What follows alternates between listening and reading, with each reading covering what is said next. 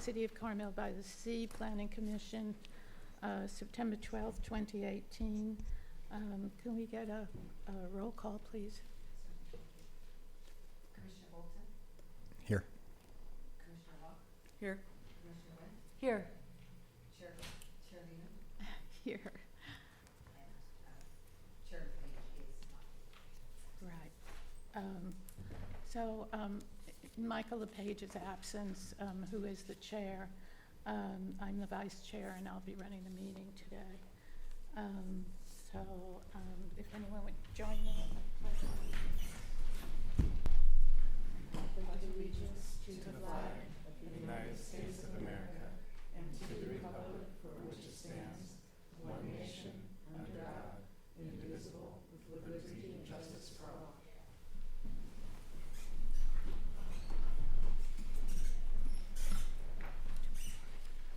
Okay, are there any announcements or extraordinary business? I don't have any announcements. Appearances. Anyone wishing to address the commission on matters not on the agenda but within the jurisdiction of the commission may do so now. Please state the manner on which you wish to speak. Matters not appearing on the commission's agenda will not receive action at this meeting but may refer to staff for a future meeting. Presentations will be limited to 3 minutes or as otherwise established by the commission chair. Persons are not required to give their name or address, but it is helpful for speakers to state their name in order that the secretary may identify them. Do we have anyone that would like to speak now? Okay. Items placed on the consent agenda are continued to be routine and are acted upon by the commission in one motion. There is no discussion, excuse me, of these items prior to the commission action unless a member of the commission, staff, or public requests specific items be discussed and removed from the consent agenda. It is understood that the staff recommends approval of all consent items. Each item on the consent agenda approved by the commission shall be deemed to have been considered in full and adopted as recommended.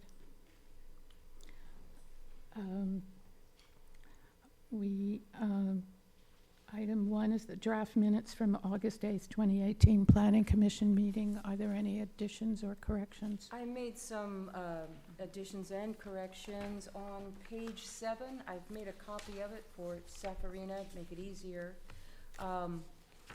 But in the third underlined section, take out the words "as a correction to be put on DS 18-181" and replace it with presidential. And in the line above it, approval and add condition of approval number 23. There were 2 houses by the same architect. One had a composition shake roof, one didn't.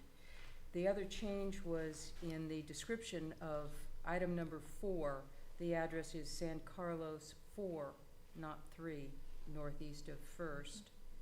And lastly, the lower underlined portion, the second sentence, take out the word apply and change it to remove special condition number 23, and then in the line below it, change the design study number to 18-181 from 180. And like I said, I made a copy for Safarina since that's very confusing. Great. Can we get a roll call for a vote on, or a motion, I'm sorry, for the approval of the minutes? I'll move to approve the minutes Thank you. as amended by Ms. Wynn. Thank you. Do we have a second? I'll second. Thank you. If we could get a roll call. Commissioner Bolton? Yes. Commissioner Locke? Yes. Commissioner Wynn? Yes. And Vice Chair Lehman? Yes. Thank you. We'll now open the public hearings. If you challenge the nature of the proposed action in court, you may be limited to raising only those issues you or someone else raised at the public hearing described in this notice, or in written correspondence delivered to the Planning Commission at or prior to the public hearing. The first item is DS 18-090, Thomas. Adam Jesselnick is the architect.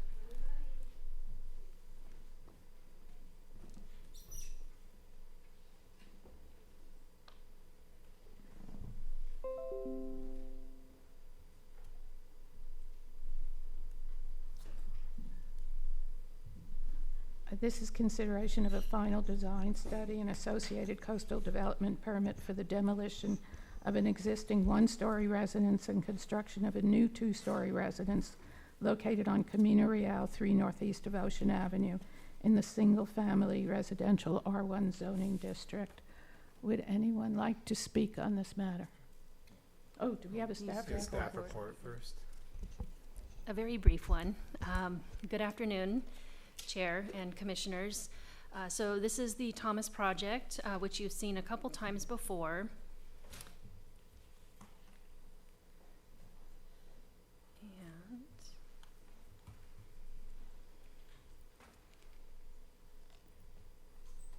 there we go.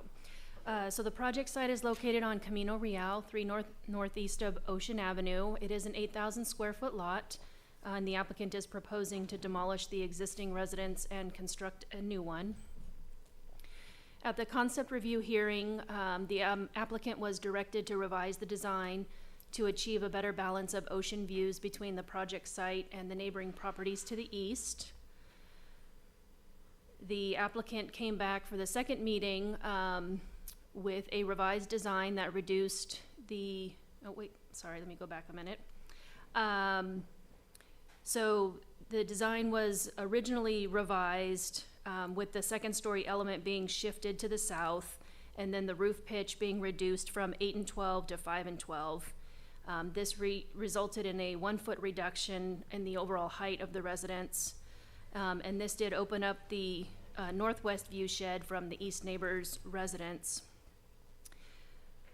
So staff returned in August for a final details review, and the commission directed the applicant to make a further revision of reducing the roof pitch from 5 and 12 to 4 and 12, and then also to modify the story poles to reflect the change. The applicant was also directed to allow for an independent certification of the revised story poles by the east neighbor and to submit a view study showing the ocean views to be gained by the project. The architect has reduced the roof pitch of the second story element, and the story poles were recertified both by the applicant and then also the independent certification by the neighbors was accomplished.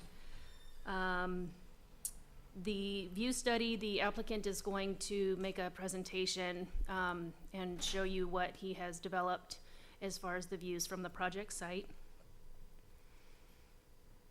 And then again, the materials and finishes, because this is final details review. You did see these at the last meeting and they have not changed. Staff's recommendation is that the commission approve the final design study. And that concludes my presentation. I'd be happy to answer any questions. Thank you, Marnie. Does anyone have any questions? Can we open it to the public right now? We have a representative.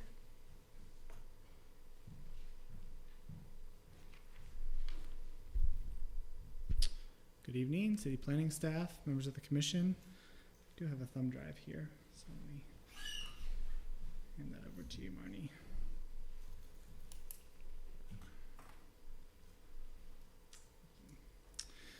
We are back for the final design study review for this project.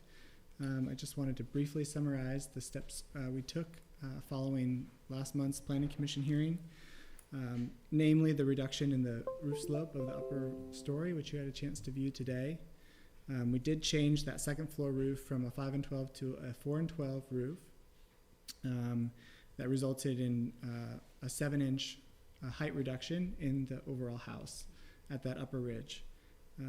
We didn't change the other roofs of the first floor because they didn't appear to be affecting any of the neighbors in any substantive way, and because of the way the house is positioned on the property and the view from the street, we still wanted to maintain an element of being able to see the roof. So from the street perspective, I think the 5 and 12 roofs on the lower story are actually quite nice.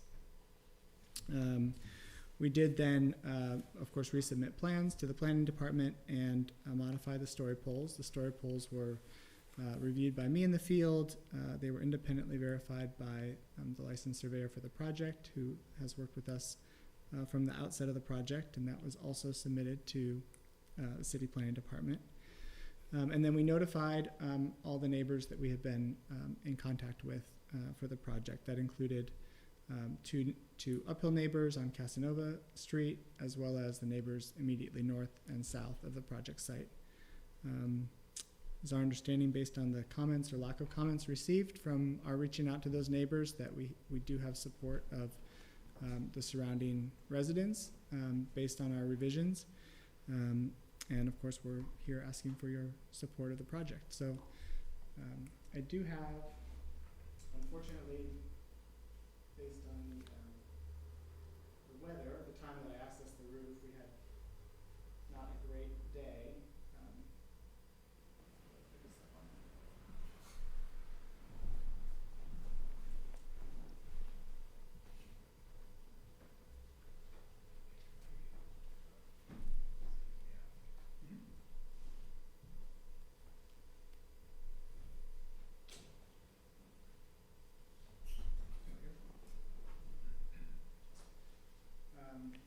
So this exhibit just illustrates the current flagging and staking with the view opened up in this area for the neighbor to the southeast.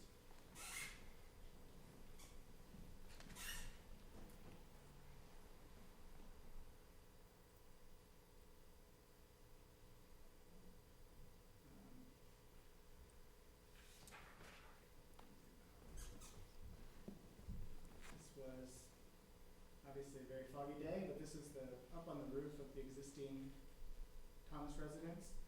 This white line here going across represents the horizon. You can see there's quite a bit of tree coverage looking to the northwest.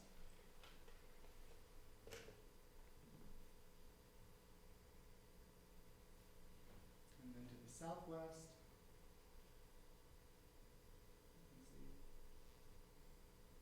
more of the same. So this is basically representative of an eye-level view standing on the second floor as proposed for the project.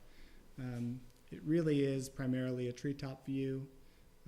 There's little glimpses of blue in the far distance, but basically that's what would be visible from the second floor and from the second floor deck. Mm-hmm. And I know that my client, Mr. Thomas, is here tonight, and he wanted to make a few comments as well, so I'll yield to him.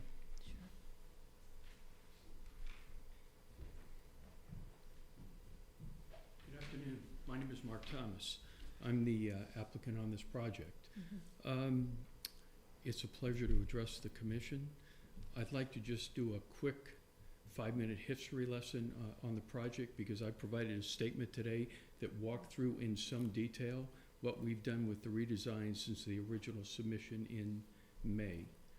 I was going to do that on a step-by-step basis, but Adam advised me that I want to be brief, and so rather than do that, what I thought I'd do is get to the punchline and actually talk about, as a result of the redesign and the process we went through with all the constituents, to review with you what the results of that process has been.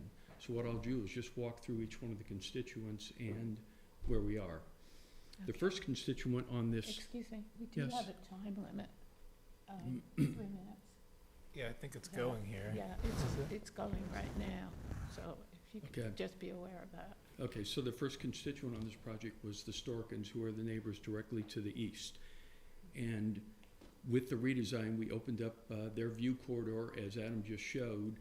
And what I did is I wrote a long, detailed letter to the Storkins, and I walked through all the changes we made to the original design on a step-by-step basis, every single component or variable that changed. I also offered to meet with them and gave them several meeting times. I never heard from the Storkins. I have not heard from the Storkins for 3 months.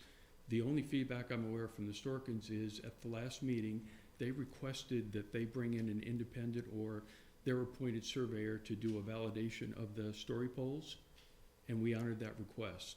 I have not seen that report, but I know that the survey was conducted, and I guess Marnie just said that that was acceptable. The second constituent in this project were Stuart and Diana Francis, who are the neighbors to the northeast. I sent a similar letter to them that I sent to the Storkins, again detailing like 12 or 13 variables and what we did with the redesign, and offered to meet with them, and they were happy to meet with us.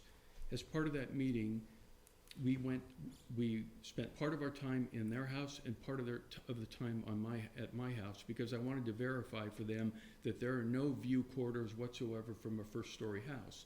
And that's because of the presence of several legacy oak trees that I know you're all aware of because you've walked the property. So we walked through the full redesign. We agreed on a couple of tweaks to that. And then what they asked for was the final tree plan that would accompany the redesign. And I told them I'd be happy to provide that. So on that basis, and the fact that I subsequently provided them with a tree permit that I secured from Mike Branson, they sent a letter of support to Marnie. Third constituent in this picture is Julie Culver. Some of you might know Julie because she used to serve on the Planning Commission. So I know Julie quite well, and I've walked through all the detail with her. She's very supportive of the project, both the tree plan and the project, and she submitted a very strong letter of support for this project. The fourth constituents are my neighbors directly to the south, Michael and Sammy Pinnell. So I've been in touch with them all the way through this process. They're very supportive. They both sent letters of support on this project. Their issue was stay essentially on the existing footprint because they want to maintain their privacy looking north, and that's in fact what we've done. The fifth constituent, which is a little different from many projects, is the city forester. So because of all these legacy oak trees on the front of the property that, staggeringly enough, represent almost 50% of the lot, are an important constituent. And in our original design, we had completely preserved and protected those trees. So when we submitted the redesign, there was no change to that plan. We protected all those trees. I walked the property with Mike Branson. I walked through what our tree plan was that would support the redesign. He was completely supportive and said, submit an application and I'll approve it. So the next day I submitted my application for a tree permit to support the project. He issued a tree permit the following week. So the sixth constituent and last on this project that we considered all the way through, of course, is staff. And so we've kept Marnie and Mark apprised all the way along, and they're obviously supportive of the project. I guess I'd say in closing just a couple of comments. The first is, what Adam has designed here, I think, is in absolutely keeping with the charm and character of Carmel. And the way I would express it is, in addition to the style, we've kept the scale very modest.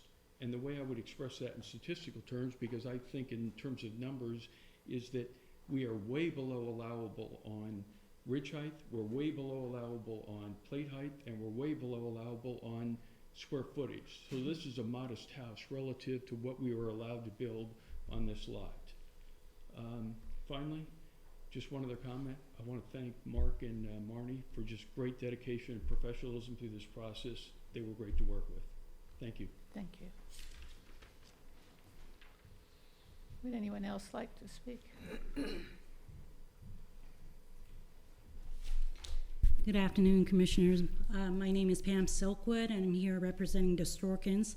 I do want to thank Marnie and Mark, Mr. Thomas and Adam, and particularly you, Commissioners, for upholding the general plan policies and code provisions for protecting private views and forcing the sharing of views. My clients feel they can now support the project. That aside, I do want to note that there was a minor discrepancy in the netting and staking, and all of that information was provided to Adam. And this is in no way discrediting Mr. Thomas or Adam. It is more for your information for you to consider re-looking at the certification process and making sure that the netting and staking does, in fact, meet or is consistent with the project design. Because in some cases, 1 foot does make a difference. Victoria Beach will be submitting a letter expressing her concerns. Again, this has nothing to do with my client's support for this project, and I really want to thank you and others for your patience. Thank you. Thank you. Is there anyone else that would like to speak? If so, we can close the public hearing and open it up to comments from the commission. I'll start. Okay, thank you.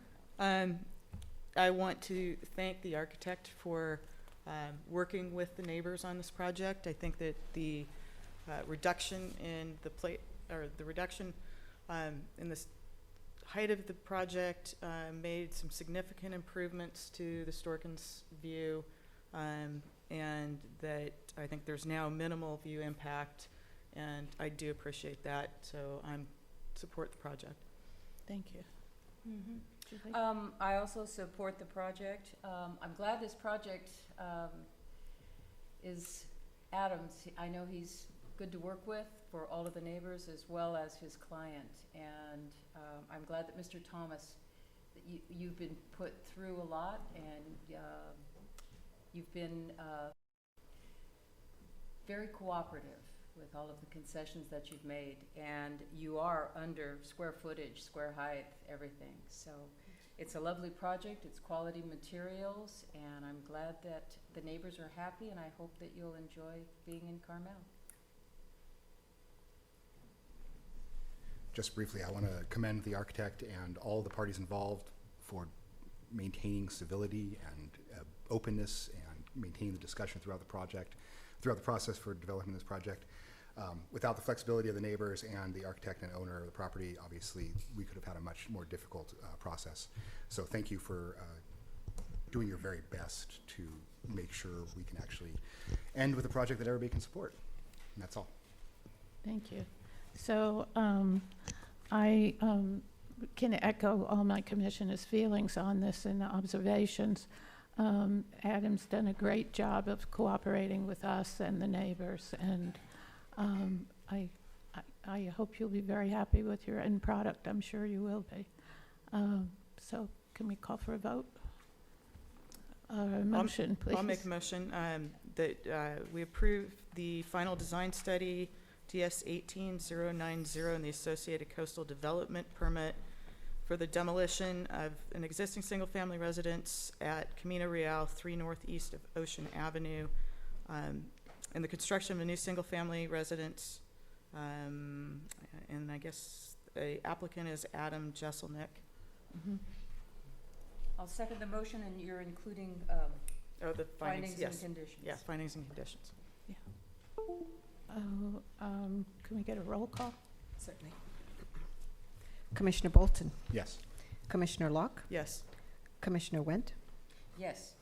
and Vice Chair Lehman. Yes. Thank you. Thank you.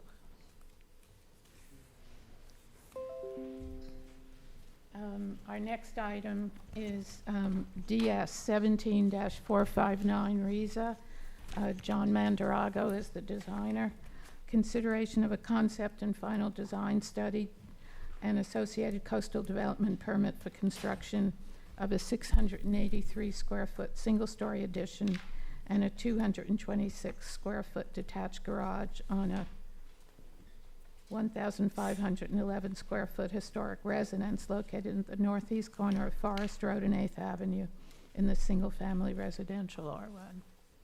Thank you, Vice Chair Lehman Yes. and Commission. So yes, the residence is listed on the city's historic inventory. It's the Robert Anderson Stephenson House, who was an architect and city councilman for the city of Carmel. It was built in 1949 and is an exemplary example of the San Francisco Bay Area regional style. Its character-defining features include its split-level design, its horizontal wood windows and transoms, its north-sloping gravel roof, and its horizontal redwood siding. In recent years, the residence has not been maintained and is showing significant signs of deterioration. The project was considered at several meetings. At the March meeting, the Historic Resources Board issued a determination of consistency for the original design and approved a maintenance plan. It was considered by the Planning Commission at that time with a different design, with a garage that required retaining walls in the right-of-way, and you had approved the concept but required the submittal of an encroachment permit. The encroachment permit was then considered by the City Council and denied, which required a redesign. And so the redesign, first it went to the August Historic Resources Board meeting with the current design. They issued a determination of consistency, requiring the garage to be narrowed to 11 feet, and that proposal is before you. Let's see.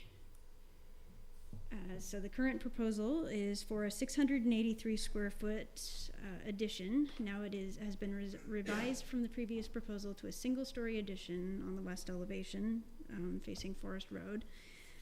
The applicant is also proposing a 226 square foot detached garage on the south elevation facing 8th Avenue. Let's see. On the addition, new windows will be black aluminum cladding. The original historic windows are wood unclad. The windows will be differentiated. They will not have a wood frame around them. The addition is joining the historic residence via a glass foyer. The applicant is replacing the existing the existing horizontal board fence, and the boards will be the horizontal boards, and then will match the dimensions, the 9-inch wide dimensions on the new addition. And then finally, all of the paving on the property will be sandset pavers, including the driveway. It's a 10-foot wide driveway. In regard to the trees on the site, there are 18 total trees. The applicant is proposing to construct the new garage within 1.5 feet of a significant oak tree. So there are 2 conditions of approval in regard to that. The city forester has reviewed the plans and is requiring that the applicant, prior to submittal of the building permit, dig a trench next to the tree and cover any significant roots, that the forestry department inspect the trench and identify the tree roots to be preserved, and that the applicant submits some sort of an engineered design for the foundation of the garage. And then the forestry department is also requiring a tree removal permit for the removal of the moderately significant oak trees on the west side of the addition, which will be removed. And then with those conditions of approval, the forestry department can support the project and its consideration by the Planning Commission. In regard to privacy and views, staff has not identified any privacy or view impacts. To the east, the neighbor's garage is the closest portion of that residence to the project site.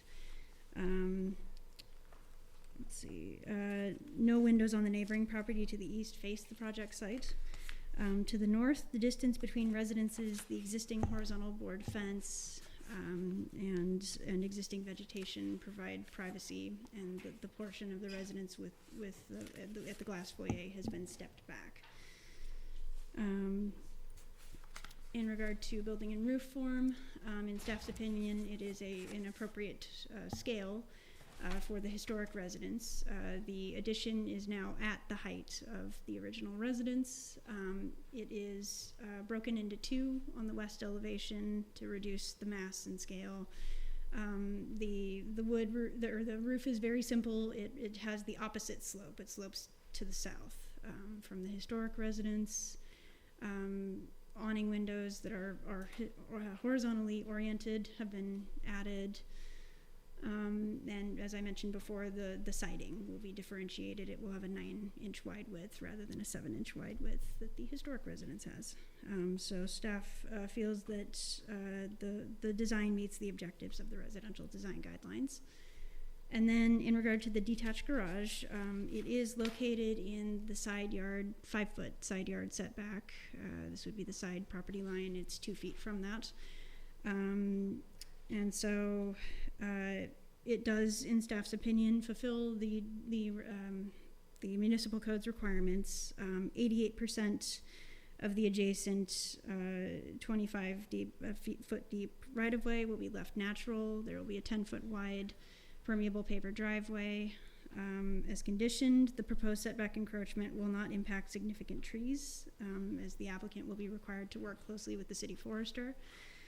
The garage will not restrict public access along 8th Avenue. It's a very steep slope along here, and the addition of the driveway will not impede that. And the driveway does provide adequate view for a car backing out onto the street for safety. And then, let's see, the detached garage is consistent with the scale of surrounding development. It's low in scale. It's 12 feet 2 inches in height, maximum, 11 feet in width. It was narrowed. And then it will be set back from 8th Avenue by 27 total feet, so it won't be very visible. And then finally, the placement of the garage within the front setback will add diversity to the neighborhood. Only one of the residents on the block has a detached garage. And so staff is recommending approval of the concept and final design study per the attached conditions of approval. And that concludes my presentation. Does the commission have any questions of staff? No. Thank you, Maureen. Thank you. Catherine.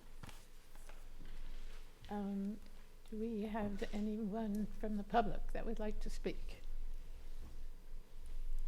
John Mandarago, I'm representing the owner. Great staff report. I have no comments, but I'm happy to answer questions. Anyone? No? Thank you. Guess not. Would anyone else from the public like to comment? If not, we'll close the public hearing and open the commission comments. I'd just like to say that I'm now in support of this project. I had concerns regarding the new driveway and the location and the cut, and I'm pleased that the city council agreed with my opinion, and I think this is a very good design. Thank you.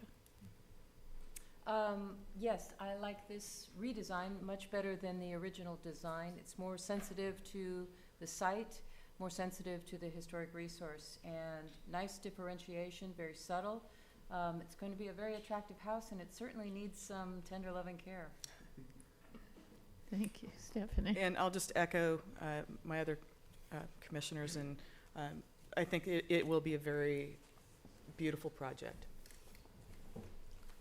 Thank you. I really am happy that you salvaged all those trees in moving the garage, because I think they're really an important part of that corner, and it's a traveled street. Google Maps lists it as the Forest Highway, but I don't think it really qualifies for that. It is a way to get to Ocean Avenue, and so it is used quite a bit.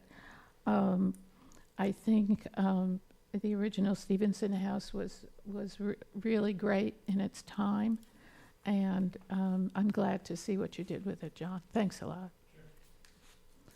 So I guess we need a motion from someone. I'll make a motion to approve the concept and final design study DS17-459 Rizet, subject to the attached findings and conditions of approval and special conditions of approval, 25 through 34.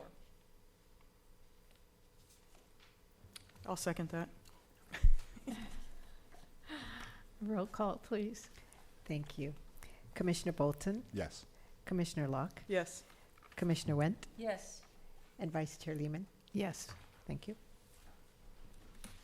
Okay. The next item on the agenda is DS 18-222 Walsh, Kenneth Durgan is the architect, First Avenue 2 southeast of Santa Rita, and we need a staff report. Thank you.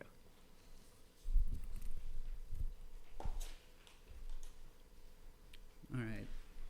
Thank you, Chair and members of the Planning Commission. The existing project site is a 4,000 square foot lot with an existing 1,365. Sorry, let me start over. Existing 941 square foot residence, a 224 square foot studio, a 200 square foot parking pad. The applicant has proposed a 300 square foot addition, bringing the residence to 1,241 square feet while maintaining the 224 square foot studio and 200 square feet dedicated to parking. So in addition to the 300 square foot addition, there's also a proposal for a re-roof, new exterior siding to the residence and studio, porch addition to the rear of the residence, and a porch replacement to the front, as well as landscape improvements throughout. So there is one significant coast redwood tree located at the southeast corner of the lot, as well as 3 city-owned trees in the public right-of-way. No trees are proposed to be removed or impacted as part of the scope of work. The city forester has reviewed the project and has recommended planting 1 lower canopy tree, and the tree has been reflected on the applicant's landscape plan. Staff has not identified any privacy or view impacts. The area of addition is located near 2 adjacent properties, one developed with an existing residence and the other site is currently undeveloped. However, plans have been submitted for a new residence. There's 1 small window proposed for the new east elevation, which will not affect either property. As you can see, the new window is proposed to face the garage of the currently undeveloped property and then is screened by trees for the other. The residence is proposed to increase in height from 15 feet 7 inches to 18 feet. While the residence is increasing in height, it's staff's opinion that the design is consistent with the design guidelines pertaining to mass and bulk and will be an overall improvement to the site. The existing residence has a simple building and roof form. The proposed modifications are architecturally appropriate and not overly complicated. The proposed building will nearly be a complete square, and the proposed roof will consist of multiple gables.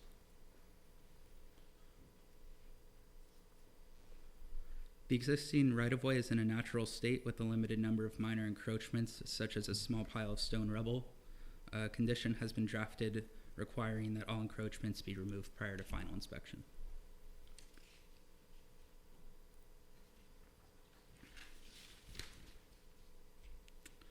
The proposed landscape modifications will be in conformance with the site coverage requirements. The site will be landscaped primarily with bark mulch, flagstone pavers, and quarry stone pavers. And there's also a proposal for a new wood perimeter fence and a new dry stack boulder wall along the front property line. Special conditions 24, 25, and 26 of the conditions of approval have been drafted relating to landscaping to ensure compliance with the city's municipal code. The existing wall cladding for the residence and studio is board and batten and is proposed to remain except for the bottom 3 feet of the wall cladding, which will be a new hardy shingle water table. The new roof of the residence and studio is proposed to be composition shingle. New aluminum windows are proposed throughout. However, staff has included standard condition of approval number 12, which states that the applicant shall install unclad wood framed windows. And the residence and studio are proposed to be repainted 2 slightly different shades of gray, one for the water table and the other for the board and batten area. Staff recommends the Planning Commission approve the combined concept and final design study and associated coastal development permit subject to the attached findings for approval and conditions of approval. That concludes my presentation. I'd be happy to answer any questions. This is a combined concept and final design. Yes, correct. Is the applicant going to submit materials today, colors?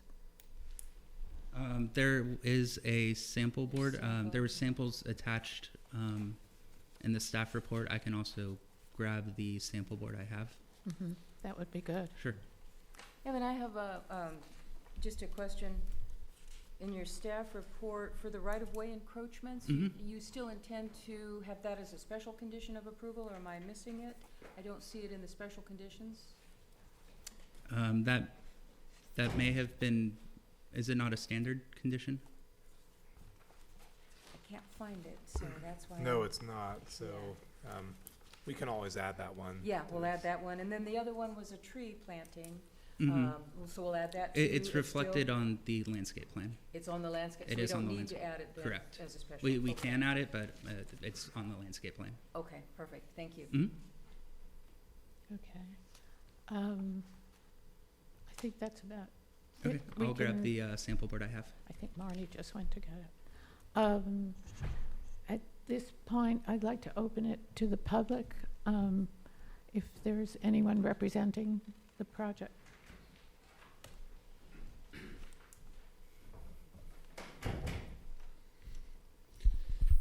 Vice Chair and Commissioners. We appreciate coming after those last two. This makes it look even smaller. So the project, the house is kind of like a forgotten bungalow.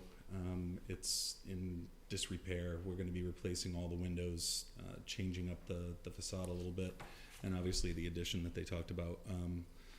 I think the staff report was adequate in explaining what we were doing. We did have the paint on the side of the wall that we should have showed you guys too, but it's okay. There's the color board, and there is a blue door.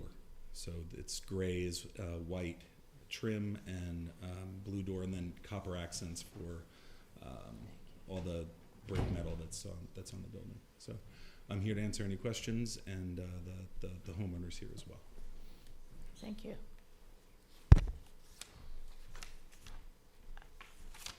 Is there anyone else from the public that would like to speak? At which point we can close the public hearing and open it up to the commissioners for comment. Any comments?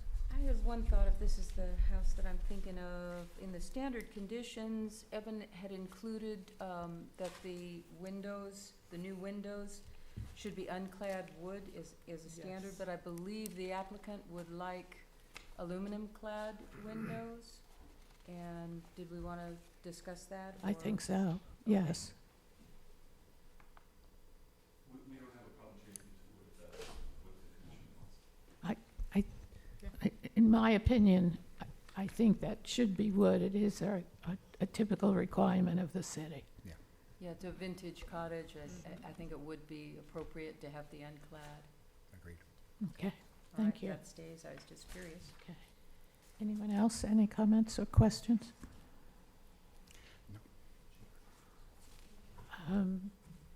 Can we get a motion?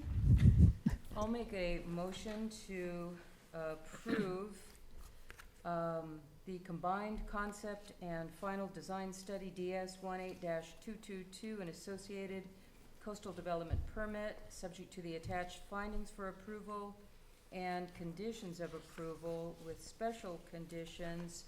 And I'd like to add a special condition that the encroachments that are in the right-of-way be removed prior to final inspection. And the windows.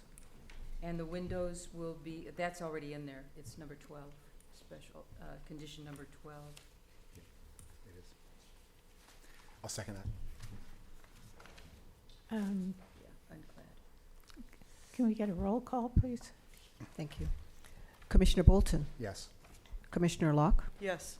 Commissioner Wen, Yes, and Vice Chair Lehman. Yes. Thank you. Okay, our next item is DS 18-225. The owner is Bass. Jonathan James is the architect. It's Oak Knoll Way, 3 northeast of Forest Road. consideration of a combined concept and final design study and associated coastal development permit for the remodel of an existing residence and a first and second story addition of 1,420 square feet. The project site is located on Oak Knoll, 3 northeast of Forest Road in the single-family R1 district. Thank Staff, you, Chair. please. Thank you, Vice Chair Lehman and Planning Commission. So this is, as you mentioned, an addition and a remodel. The existing residence is just 673 square feet. It's single story, has existing wood shake, and as you mentioned, on a 5,580 square foot lot. And it has no existing covered parking. It's what you see in the photograph. It's in the front of the property, partially in the right of way, partially on the property.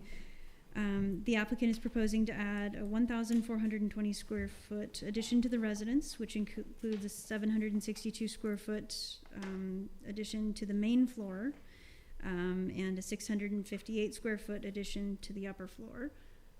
This is a rendering provided by the applicant of the final residence, and the addition is off to the east. Let's see. The applicant also proposes to replace the residence's wood shake roof with a composition shingle roof, replace the existing horizontal shiplap siding with stucco siding, and install new brown aluminum clad windows. In regard to the forest character, there are 11 total trees on the lot. The city forester is requiring that an upper canopy tree be planted, and the applicant is proposing a Monterey cypress tree, so that is in compliance. The applicant is proposing removal of the, black acacia tree shown in the photograph on the right. The existing addition on the rear is proposed to be located within 5 feet of the clump of significant oak trees at the rear of the property. The forestry department has reviewed it and is requesting that the last foot of that addition be cantilevered, so that the foundation can be 6 feet from the trees at the back. With this condition of approval, staff can support the proposal for the trees and the addition. In regard to privacy, staff does not anticipate a privacy impact to the neighbor to the east, shown in this first photograph. The second story windows on the project are a reasonable size and will be located below the level of the windows. There don't appear to be any directly overlapping windows, and the applicant is proposing a cypress tree hedge along the fence line, which will help mitigate any privacy impacts. Let's go back. In regard to the residence to the west, that elevation will be changing. 2 windows are being removed. One is approximately the same size window. They will be remaining at the 3-foot setback, but staff does not anticipate any privacy impacts. One of the windows will be decreasing in size, so it's more or less maintaining what's existing. There will be an addition that extends 8 feet toward the rear of the property along that setback, but it will not have any windows.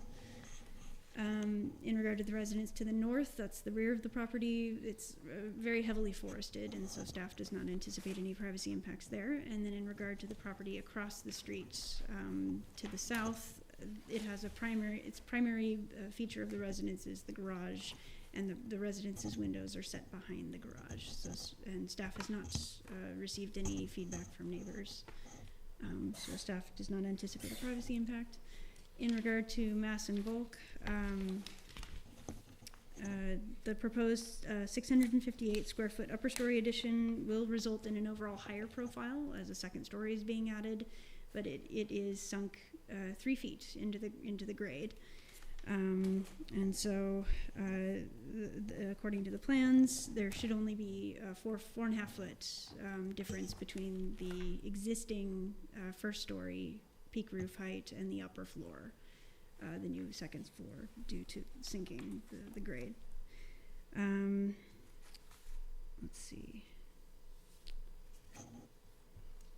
In In staff's opinion, the addition meets the objectives of the residential design guidelines, and it is, in staff's opinion, oriented to a human scale.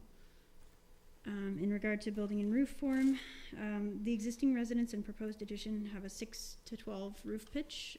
The new addition will have a hipped roof, and the existing side gabled roof will be preserved in the new design. In staff's opinion, the two main roof lines that are apparent from the streets are not a complex design, and the curved roof lines add additional detail and visual interest. And so staff is in support of the building and roof form. Let's see, in regard to the finished materials, staff did have some conditions of approval that were added to bring the project into compliance. In regard to the garage door, according to the municipal code, only a single car width garage door shall face the street on lots that are less than 6,000 square feet. This is a 5,580 square foot lot. And so wider garage doors may be authorized if the door is integrated into the house and adjacent wall surfaces, i.e. the same materials and color, or set back 50%. So this is only set back 20 feet, and so it's not halfway into the lot. In staff's opinion, it is an articulated garage door. It's broken into two panels. It is, in staff's opinion, integrated into the design. It does not match the stucco or the stone, but it matches the upper floor paint color, essentially, of the French doors and the entryway. And so staff's interpretation is that the municipal code provides some flexibility in regard to defining the integration of the garage door into the design. Additionally, the garage itself appears subordinate. It's set back 2 feet from the house, as you can see in the photograph. It's underneath the upper floor balcony, and it's sunk into the grade 3 feet. So staff is recommending approval of the carriage-style garage doors as proposed. If the commission has a concern regarding the width of the garage door, it can require that the garage door be broken into 2 separate garage doors that access the 2-car garage. But in staff's opinion, 2 separate garage doors would appear, or may appear, busier and would occupy a larger visual area. So let's see. So in regard to finished materials, the applicant is proposing to replace the residence's shiplap siding, as I mentioned before, with stucco. Windows and doors will be brown aluminum clad and true divided light. As wood is not found anywhere else in the design, staff is in support of the aluminum clad windows for this particular residence, and because it's an entire remodel. The applicant is also proposing to replace the residence's existing wood shake roof with a new composition shingle roof with a random shingle pattern. It's 3-layered. It does appear to have dimension, so from that angle and then from that angle. And it's this color. It's the dusky gray color. Let's see. In staff's opinion, the finished materials are consistent with the residential design guidelines, with the exception of the stone facing on the garage. In regard to the use of stone, the design guidelines require the application to appear structural and authentic. The use of stone on the full exterior of individual building elements is encouraged. The use of stone on just one elevation, for example, the street facade, is discouraged. Stone cladding is proposed to be used on the front of the lower floor garage, but only wraps around by 3 feet on the east elevation. Staff typically requires stone cladding to wrap around to the first interior corner, just as a matter of policy. In this case, because the chimney is the first interior corner, that would mean that, so the condition of approval that was drafted is that the stone wrap all the way to the back on that lower floor to the chimney to be in compliance with that design guideline. In regard to the balcony railing, according to residential design guideline 11.2, ornate Victorian wrought iron is inappropriate. this one's discretionary, but since the proposed balcony railing may be considered ornate, staff has drafted a condition of approval that the railing at the proposed balcony be simplified to straight wrought iron bars to be more in keeping with the city's design guidelines. So that is a condition of approval, but if you disagree, you can change it. And then finally, in regard to exterior lighting, as you can see on the rendering, there are 2 exterior lantern-style lights at the balcony, and that faces the street. And the design guidelines require preserving the low nighttime lighting character of the residential neighborhood and using lights only where needed for safety at outdoor activity areas. So, to avoid excess glare, second floor balconies that face the street are typically required to have only one entirely shielded light. The applicant is requesting to keep the 2 lights for symmetry of design. In order to reduce glare toward the street, staff has drafted a condition of approval that the applicant shall remove one of the lantern-style lights and that it be essentially fogged glass rather than clear glass. And then those are all of the conditions that staff has incorporated. If you wish to change them, you'll need to amend that. And so that concludes so staff is recommending approval of the concept and final design study per the attached conditions, and that concludes my presentation.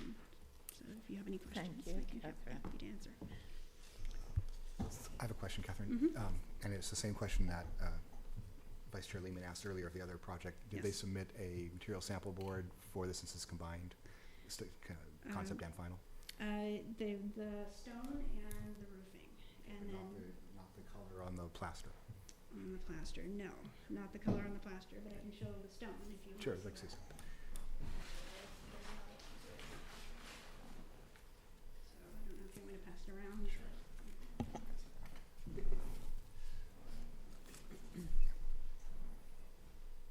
And Catherine, Mhm. question, are there lights on the garage?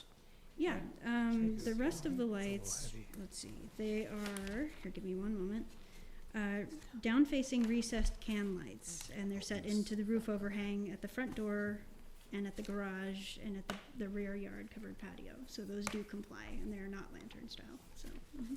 They comply with the lighting wattage requirements and everything as I well? believe so, and it's an automatic condition of approval that if they can, essentially a 25-watt bulb will be installed in those, and then they comply, so.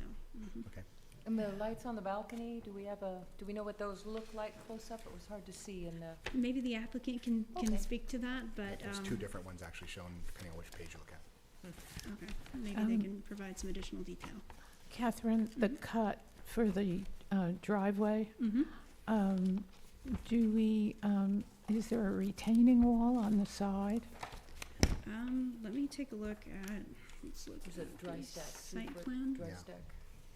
Looks Let's like see, should be on sort the of gray wall. landscape plan. I think it might be. 3-foot high rock wall. Let's see. It does show it here. Page A2. Looks like it goes up to the property line, and yeah, it's a 3-foot Catherine, dry go to stack. page A2. Okay, It's clearer on page A2. got it, okay. Thank you. Um, And is the composition shingle, is that the presidential? It's a different company, it's, it's Glenwood, and this is the product information. I think so. But it's 3-layer, so it does have, if you want me to pass that around. I can. Yeah, I'd like to see it.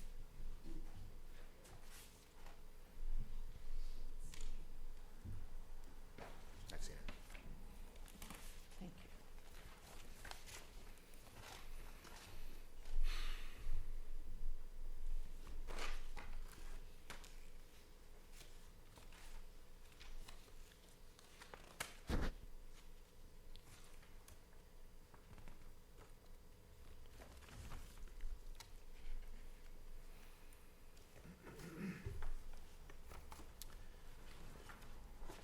Catherine, I've got a question. Is the covered veranda taken into account in any of the coverage, or not the coverage, but the overall floor area calculations or not? No, it's not entirely covered, It's and not so it's closed, not yeah. floor area. Yeah, Mhm. that's fine. Is the lifetime Julie protection? wants to see it. Oh, sorry. Is the lifetime protection the owner's lifetime or the house's lifetime? Not Who sure. knows? Okay. The applicant can provide some additional detail on the roof.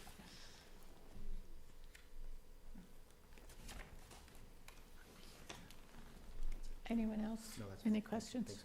Thanks, Thank you, Thank you. Catherine. We'd like to open the public hearing now. Anyone that would like to speak, please? Well, it should be the applicant first, that goes first. That's- Members of the commission, my name is William Wood. I'm with William Wood Architects, the architect for the project. And I want to first thank staff for a lot of guidance through this process, all the way through when we first started, all the way through till today. And it's been very pleasant to work with them and made it very painless. I do mostly 80% of my work is custom homes and difficult sites, and every one of my homes for the last 35 years have been different. I really wanted to create a home for the Basses that, and when it's completed and the vegetation is matured, I wanted to make it look like it was here for 80 to 100 years. And the materials that we chose, there was a material board that we did submit that had the stone and the stucco finishes and the roof and everything. And to answer your question regarding the roof, we wanted to use the presidential type roof. It's like a 50-year guarantee now, and so it's basically a lifetime roof. And I believe that the stone, I can show you a photograph also of the stone that we planned on using. And I used it on a home a number of years ago that's about almost 20 years now. But it's the Carmel stone, Santa Maria stone that we've used for years in Carmel. And so it isn't, on the rendering it comes out looking white, but it's not quite a white color. It's kind of a variation. But here's a picture of that stone we use. It's got variations of light colors. Mostly light colors, but it doesn't have any like deep browns in it. It's more of a light colored stone on that. And then also they pass around the light fixture above the garage into the little balcony. It gives you, the intent of this is to make it look like that the house has been there for 80 years and when it's finished. And I'm sorry, this is located. just the two fixed Balcony. lamps that The are balcony, on okay. the balcony on the second floor. There will be no other lights on the house that are visible. It'll be recessed lights, so you're just going to get indirect light, kind of where the garage overhang is, and also the entry porch as well. And then I agree with staff on the handrail. We were a little bit, over the top on the design of the handrail. We're going to try and simplify that. It's more of a design. Really, I think staff pretty much touched base on almost every item that I was going to cover as well. But I wanted to reassure the commission that our first intent was privacy for the neighbors. In all my homes, I always try to make sure that windows don't line up with other windows on adjacent properties on the side yard setbacks. The rear of the property, which faces north, has a lot of vegetation, and the house is much lower. There's actually a small retaining wall and fence on the north side with vegetation, so the house isn't even really visible from that side. On the east side, where the house adjacent to it is much higher, it's about half a story higher. The windows that are on the large window that's on the east side actually faces the patio area in the backyard, not against the house. So that neighboring privacy issue shouldn't be. That was one of the things we were sensitive about. Also, I could say the concept and the design was mainly to have a low profile, more of a Carmel feeling cottage look to the home. And by sinking the garage down a couple of feet and having a sort of a dry stack stone wall, it looked like it'd been there, and it was built a number of years ago. And then the house itself at the entry, which is existing elevation, is only a half a floor to the upper level. So it doesn't give that full two-story feel. To try and break up the massing of the house to make it so that when you come in the house, you got a partial level from the garage up to the main level, and then you got a partial level to the main level up to the second floor. And then try to really articulate the exterior of the house to make it look interesting and compatible with the neighborhood. And there is one house to the east, which is quite tall, and it's a little different character than the other homes in the neighborhood. But we really wanted to make this house be very, I call it neighborhood friendly, and make it feel like it was one of the original homes on the street. Other than that, we try to use the highest quality materials, and if there's any questions that you have, I'd be happy to answer them at this point. And as far as the conditions of approval, I believe that The client has said everything looks fine on the conditions of approval.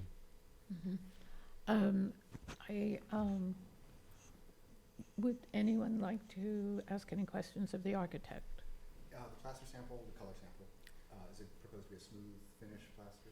It was actually to be more of an old world finish on it. That's what the intent was, to not have any kind of a, I call modern type stucco finish. It was more of an old world. So that's just a color representation? Right. Okay. And then, can you tell me about the eyebrow window, the dormer window above the entry? Is that a window that actually, is that actually a window? Does that actually let light into the house? Is that just a decorative thing on the roof? Well, I'd like to.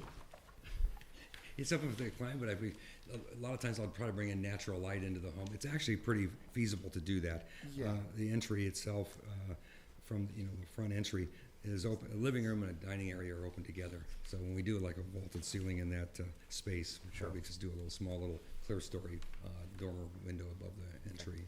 I mean, in general, I'm not especially fond of that particular detail, but I just was curious if it was going to be a real thing or just like a roof appurtenance. I'd like to. Okay, thank you. Oh, one more thing, I'm sorry.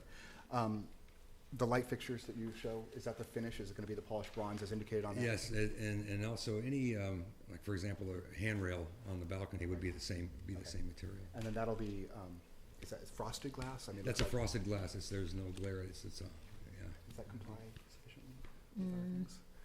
And you should be cast down exclusively, right? Okay. All right. Well, thank you very much. Okay. Can you just clarify, is the lighting element tucked in up here? So does it hang down? It's custom made, we made anyway. Okay. Well, typically we require cast down light only, not side light. I know. So maybe perhaps, since it's being custom made, you can I know a specify lot of the that pictures feature. now we use on ridge lines are dark sky. Yeah, exactly. Which, if I, this is the way we're gonna do something. I know this is a little over the top, but probably. There's generally on a light fixture like this in the dark sky, the intent is to not see a light bulb, not to see the glow, not to see the glare. Right. And the intent is to have the light fixture, lights in here, and you have actually a diffuser between the light bulb and this chamber. So all you're getting here is a light glow, and also use a low wattage bulb. Right. So you don't want to see the glow of a bulb anywhere. Exactly. And that was the intent of that right there. Thank you. And you indicated that the clients would accept the special condition regarding the railing of the balcony? Yes.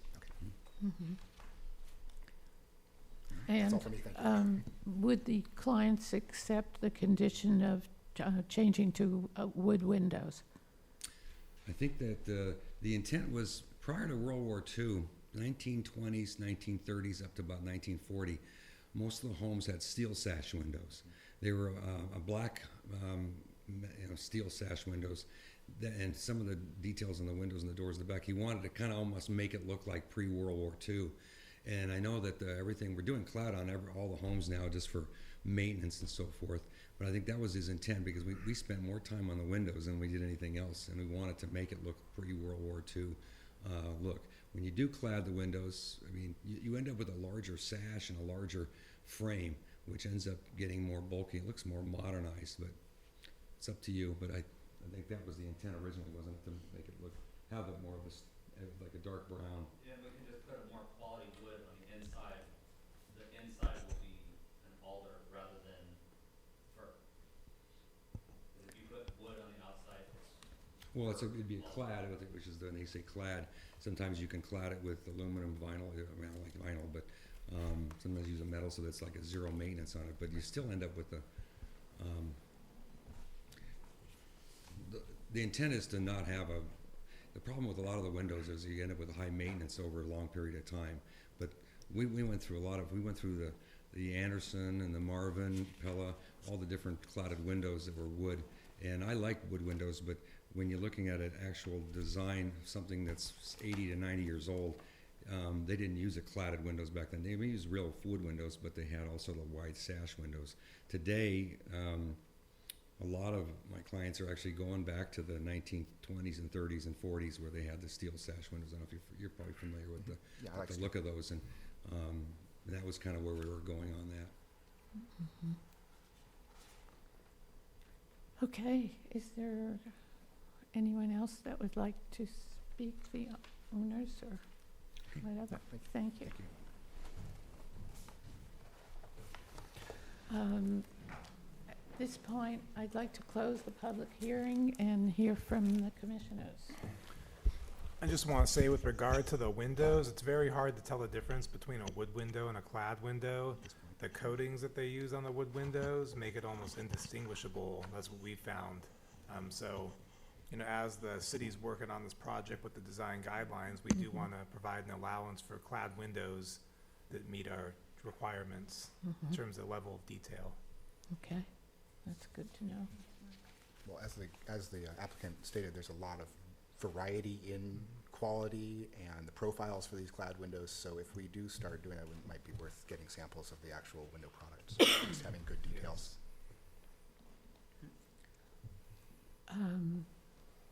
Any comments from questions? I'll start. I think you're gonna have a very nice house and nice finishing materials, nice color combination, and it's gonna be quite a transformation. And you've got a really nice site. I think it's a good project. I'd like to compliment Catherine too. She did a terrific job on the staff report, addressed a lot of issues. I like the fact that you're gonna take that stone all the way around on the east elevation to the chimney. I see your point with the symmetry. I'm okay with the two. I don't think they're gonna cast a lot of light for those balcony sconces that you've got. I do see the symmetry issue that you're talking about. The balcony railing, I see Catherine's point of view on that. I think, and I know you've submitted a new suggestion for the balcony railing. It's better, but I'd still like it straighter, but that's just, you know. I'll go. Go ahead. I agree with my commissioner here. I also agree that the balcony does need to be simplified even further than it is on your second proposal this evening. I also want to compliment the property owners on not demolishing the house and actually incorporating it into this project design. I think that's very sensitive, so thank you. Yeah, overall, I think this is a very nice design. I also totally agree that it's exceptionally good that we didn't tear it to the ground and start with a brand new house. I like reusing the existing element. I think it's been incorporated well. I think this design fits in the neighborhood. I very much agree with the symmetry issue with the lights on the balcony. I think provided we can make sure they're downcast and meet our requirements, that two looks better than one. I also agree with staff that the railing is overwrought. I also agree with staff that the garage doors are subservient to the design and they work, and I don't think we're setting any kind of precedent or making any kind of big exception by allowing this particular garage door design to go forward. I already made my comment about the eyebrow dormer. I think Catherine did a wonderful job on the staff report and caught a lot of issues that could have been missed, and so thank you very much, and thank you for a nice design. Yeah, I'd like to say this the same. I think it's a well thought out house, and I think it will be a nice addition to that street. I want to make sure that the stone does wrap all the way around. We've just had this issue with something else that made me very unhappy.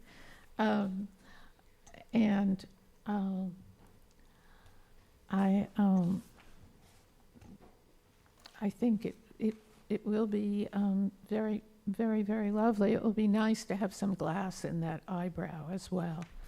I think you'll really appreciate it on the inside. As you know, Carmel can get very dark sometimes, and it's nice to have as much light as possible. So I also want to make sure that that light is completely downcast, and if it's not, we're probably going to be asking you to change it. So we've been requiring that of everyone. That's so we're not just asking you for it. So thank you.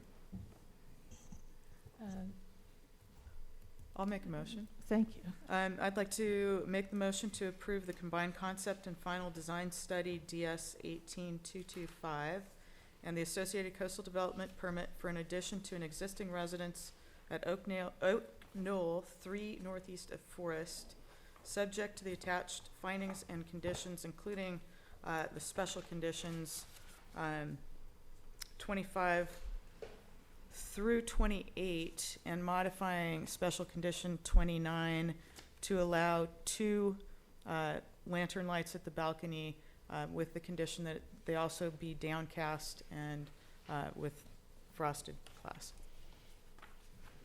Thank you. I'll second. Okay, roll call, please. Thank you. Commissioner Bolton? Yes. Commissioner Locke? Yes. Commissioner Wendt? Yes. And Vice Chair Lehman? Yes, Thank you. thank you. And Commissioner Lehman, I'm recusing myself from the next item because as my position at the Water Management District, I'll be involved in the determination on whether or not the project qualifies as outdoor restaurant seating. Okay, thank you.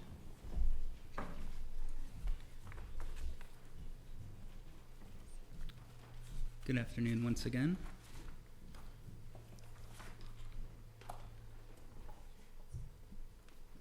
All right, so the subject property is an existing full-line restaurant located at the northwest corner of 6th and Mission.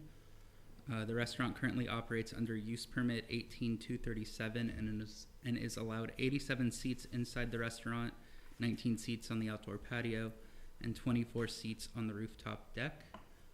Just to clarify, under the use permit, there's currently no restriction for use on the deck in terms of number of events, or limited to special events only. The only provision is that it's limited to 24 seats. As part of this design review application, the applicant has proposed modifications and upgrades to the existing rooftop deck. Due to the site's location within the Downtown Conservation District, the project was previously reviewed by the Historic Resources Board to advise the Planning Commission on the project's consistency with the established design context of Ocean Avenue and the surrounding downtown commercial area. The Historic Resources Board determined that the project was consistent with the context of the surrounding Downtown Conservation District, as well as stating the proposal was an appropriate modification to the site. So the applicant is proposing a new 31 foot 10 inch by 21 foot 3 inch wood trellis with a retractable fabric awning located on the roof deck. Additional site improvements include new wood planter boxes on the exterior perimeter of the deck, a new stucco exhaust fan enclosure, and new frameless glass panels around the perimeter of the deck, as well as new finishes throughout.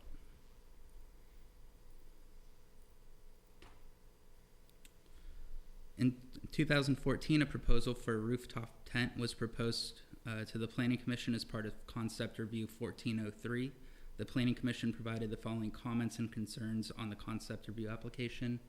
One, the suggestion of a wood trellis with a retractable awning. 2, they expressed concerns with the design compatibility of the proposed awning system with the building.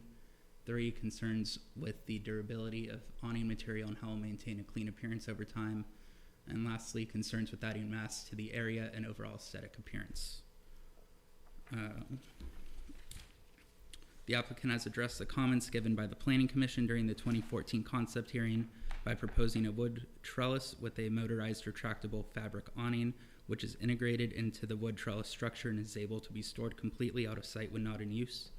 Proposing an awning fabricated from 100% acrylic fiber treated with Teflon, which will act as a repellent from normal dirt formation, as well as being a water and oil repellent, and has designed the trellis to have a substantially open appearance, which will minimize the mass of the structure as a whole.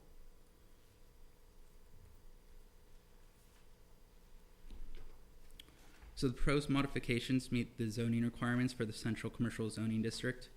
There's no proposed increase in floor area, as the existing roof deck is bound by an existing exterior walls, and the deck is not proposed to be expanded. The new trellis is proposed to be 23 feet 10 inches tall as measured from the highest point of the trellis to grade. In the central commercial district, the main building and roof form of all structures shall be limited to a maximum of 30 feet. Additionally, the allowable maximum building height shall be determined primarily by the design context established by prevailing heights of nearby structures. The new trellis is proposed to be between the two heights of the existing roof elements on either side of the proposed trellis, as seen in the proposed south elevation. Site currently contains a partially screened exhaust fan from the kitchen below. As part of this design review application, the applicant has proposed to completely screen the exhaust fan with the addition of a new stucco exhaust fan enclosure. The new trellis is proposed to be constructed from natural wood and painted to match the wood trim of the adjacent building's fascia. Wood planter boxes are proposed to be located on the deck handrail around the exterior perimeter of the deck. The fabric awning is proposed to be a neutral gray color. The awning is proposed to only be used during inclement weather, and the color is intended to emulate a foggy sky to minimize the visual impacts of the awning. And the metal awning housing located on the peak of the roof shall be painted to match the wood finish of the trellis. The glass windows are a frameless glass windscreen panel system along the north, south, and east elevations, and lighting is proposed to be attached to the top of the trellis with concealed hooded downlit LEDs with an additional LED strip around the inside of the perimeter of the trellis behind the planter boxes. Staff recommends the Planning Commission approve the design review application subject to the attached findings and amended conditions of approval. That concludes my presentation. I'd be happy to answer any questions. Does anyone have any questions? And I do have one thing to add. So we were contacted by the Water Management District, and they're reviewing whether this is considered outdoor or indoor seating. If it's outdoor seating, it does not require a water permit, and they don't need water credits for the seating. If it is considered indoor, they would. So that's something that Water Management is reviewing. We did draft this revised condition, and we'll provide that to the applicant, because we just did this afternoon, just basically stating that, you know, the Water Management determines that it does need additional water, that we would bring this back to the Planning Commission. You know, that basically the permits is dependent on that. So that brings up a question from me then. So if it is determined by Water Management that they need water credits for those 24 seats, is it considered a second-story addition? And can you have a restaurant on a second story? So, you can continue an existing use. This is a use that's been permitted at the site previously, and the code allows buildings to continue those uses on second stories. Even if the second story was previously exterior and now is interior? I mean, I guess that's somewhat of a gray area in the code. And I don't believe, it's not real clear, it's a little ambiguous as to whether this, it should be considered floor area of the building, because it's not fully enclosed. It has a railing at the base. The roof consists of a retractable awning. I think it's It's already not- considered floor area, isn't it? And it's In the not staff report, conditioned. Yeah, So- the definition of floor area in the commercial district, let me go back. So, the commercial district has a separate definition from residential. So floor area in commercial is the total combined area included within the surrounding exterior walls of all floor levels. The existing deck has, an existing wall around it. It doesn't reference enclosed or open, just says included within the surrounding exterior walls. Are they walls, what's there now though, or are they just railings? Appears to me to be a wall. But it's not a complete wall. It doesn't meet a ceiling. So it's really just a barricade, not a wall. I looked into the code doesn't define what a wall is. We could always, refer to the building code perhaps, and that may treat it as being conditioned space. In this case, it's not. Yeah.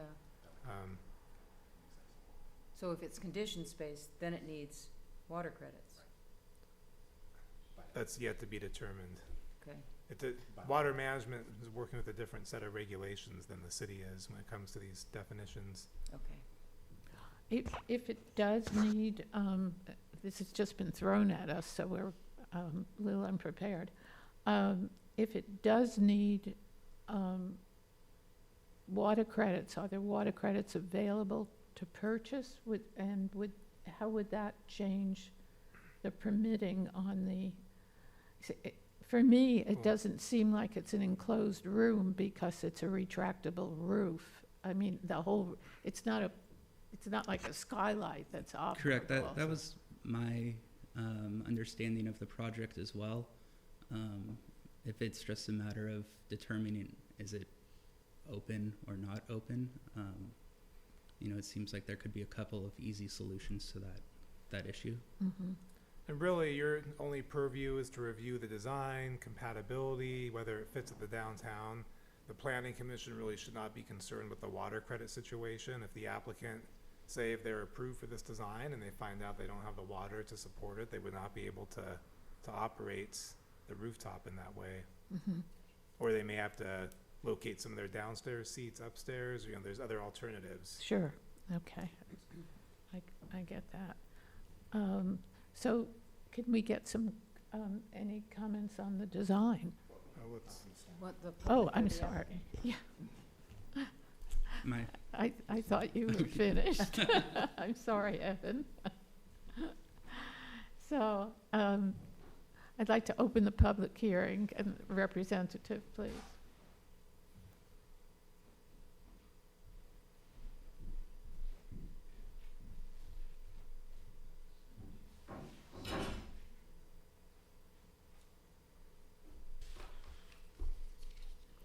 Good afternoon. I'm Thomas Hood. I'm the architect for Kurt Grazing at Grazing's Restaurant. And I have to say, it is a treat to present this project. Not only as I found walking around the neighborhood, the 100% support from every tenant and every business I hand-carried flyers to. That was 76 contacts with people or took him into doors. They not only love the design, that they are very supportive of this. I actually asked a couple to attend today, but they didn't make it. And that was a real pleasure to be representing a business owner of more than 20 years in Carmel to present a design to improve this deck. Just a couple of quick points. The deck was actually constructed at the same time the building was, as a 42-inch high guardrail. The building was designed by Yamasaki in 1976, completed in 1977. No existing documents remain in the file, so we prepared as-built elevations and sections to reflect precisely what the height and the configuration of the building would be. It started off as an ice cream parlor downstairs, and that deck has been in continuous use for over 40 years. So the improvements that we're talking about here, it's really three elements. One is a guardrail that's compliant with code in terms of structural stability. You can see there's glass up there, there's pickets knocked out, missing teeth. Improve that. The second is from what I can tell, it appears that the casement windows, which they're basically sash windows, were attached at some date shortly after construction. And in looking at, there's no manufacturer label, I'm looking at those windows appear to be about 35 years old. So I believe those were installed shortly after construction to act as a windscreen. The guardrail down below is currently open air. And what I'd like to then move to is a couple of clarifications. The discussion I just heard came as a complete surprise to me about a question about water. So I just want to offer a couple of points just for clarification. One is it's not a wall. It's not a wall because it's not designed to resist earthquakes. It's not insulated. It does not have a weather-tight condition. The design is to keep off the dew and some drops of rain, but it is not a completely sealed building, okay? It's not a story on the building by definition of it being an enclosed space. It's not heated. It does not have a finished ceiling. It has no insulation. There's no shear resistance to it for it to perform as an enclosed structure. We're designing it for lateral forces for wind, which related to when the awnings are down. Essentially, It's a trellis with a removable cover, okay? The last is, there is no entry door. It's an open deck. I did take Dick Bauer, our building official, up there at the start of the design and confirm that with him, that it is not an enclosed space. He says, it's a deck. I said, okay. And that's how we got started on the process. With respect to staff's findings on this, Evan did a terrific job, and it's been a treat to work with him. He returns phone calls quickly, he returns emails. He did a very thorough job on the staff report, and I appreciated his very frank comments about liking the design as we were going through this process. And I appreciate the fact that he did find that it does conform to the zoning standards. It constitutes an improvement to existing site conditions, and it conforms to all applicable policies. Just a couple of comments about materials. This is a little heavy, and I can kind of walk around with this. This is the proposed Italian ceramic, basically porcelain product, wood-like product, because it's a deck. We wanted to have that feel. We also wanted to be able to be easily maintained, washed down for health standards. This is the German fabric. It's almost like Kevlar, but it's translucent. Sheds water, sheds oils. This is just spray glue on the front and the backs of it. And that's that foggy day color that we've been looking for. This is the existing building color. So we've got compatibility here. What I wanted to point out, there's the rendering, is this is one of my construction details. The lighting that we're talking about, see that little guy right there? That's about a 3/4 of an inch quarter round. That's what will throw about 7 watts of light, just enough for people to be able to define the perimeter. At night, when the awnings are up and it's open, they'll be able to look out at the stars, and this will give them just enough light to get a sense that they're sitting in a garden with the flowers around on 3 sides. Mhm. And this is the use of the chairs. So the awning is translucent? Yeah, transmits light, keeps out rain. It actually is secured on all 4 sides with a frame. So this is a fabric that's pulled like a navy sheet. I mean, you could bounce a dime off a sailor's bed, right? This thing, you can almost walk on it. What that does is it keeps it from fluttering. There are other awnings in town that have raw edges. They collect water, they collect dirt, they attract birds because it moves. This will basically read as a flat sheet. From the angle from the street, it actually won't be visible unless you went past the fire department. At that point, will you be looking at a foggy sky, or will you be looking at the awnings? The idea is the deliberate ambiguity. The overall design intent behind this was that in terms of compatibility, I looked at both wrought iron and wood Australian English conservatories. So I looked to develop a classical proportion of base, which is the first floor, the middle, and the top. And that was part of the fun of doing this, working with Kurt and actually going back to references, which this building has a lot of very strong English, country English references. I started there, then started to look at materials. All the wood will be rough or shop sawn, rough sawn material. We're sourcing the redwood out of Washington and Oregon right now, and we've got our structural engineer lined up. And if you have any more questions, I'm happy to field those, but I hope you will be as excited about this design as we are. Mhm. Yeah, I've got a question about the wood. Mm-hmm. Are these representational of engineered sizes for these members? Roughly. If they're rough Because- sawn, they would be slightly larger. So my only concern would be that this is just a pretty drawing, and that the members, especially the big beams that are horizontal going very long distance, would get substantially higher or deeper. No. Excellent. Here's a half-inch scale. Oh, good. It's 1/2 inch scale. Those are all the proportions of all the columns and the beams have been based on loading. Good. Now, what's interesting about this is it not being an enclosed structure. The weight of those beams, it's 2 things. It's the fabric and the mechanism, which is about 1.5 pounds per square foot, and it's the dead weight of the material itself. There are no other loads being put on this structure. There's no roof loads. Right. And that allows us to squeeze the sizes down a little bit, but still, those columns are robust enough. Those are roughly 8 by 8, 7.5 inches square, because they need to be in proportion to the rest of these, I want to say them, almost overskilled wood trim details in the building. You've probably seen that. There's large corbels for planters. There's a very strong sense of scale to that No, I'm building. in support of the proportions as depicted. My concern would simply be that they are not accurate. And so you're saying that they are, so I'm happy. I have a question, Thomas. Yeah.